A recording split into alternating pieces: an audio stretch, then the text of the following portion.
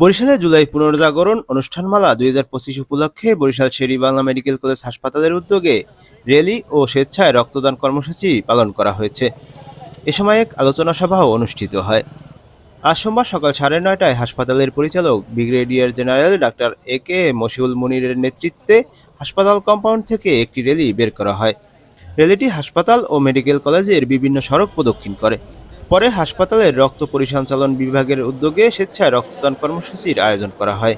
Rally, স্বেচ্ছায় রক্তদান কর্মসূচি ও আলোচনা সভায় উপস্থিত ছিলেন মেডিকেল কলেজ অধ্যক্ষ অধ্যাপক ডাক্তার ফয়জুল বাশার, হাসপাতালের সহকারী পরিচালক প্রশাসন ডাক্তার মাহমুদ হাসান, সহকারী পরিচালক অর্থ ও ভান্ডার doctor Nazmul Hasan, senior medical store officer doctor Abdul Monayem Saad, senior clinical pathologist doctor Sakhawat Hossain Saikat, doctor Mohammad Faisal Ahmed সহ অন্যান্যরা।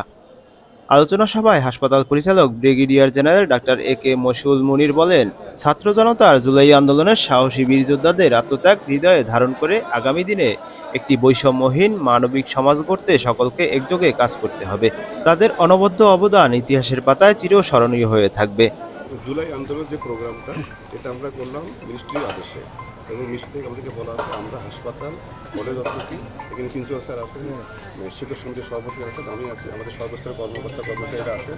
আমরা একটা র্যালি করব, র্যালি করার পরে আমরা ব্লাড ডোনেশন প্রোগ্রাম করব, এবং এর মাধ্যমে আমরা একটা ডাটাবেস রাখবো, যেটা আমাদের ভবিষ্যতেও কাজে লাগবে।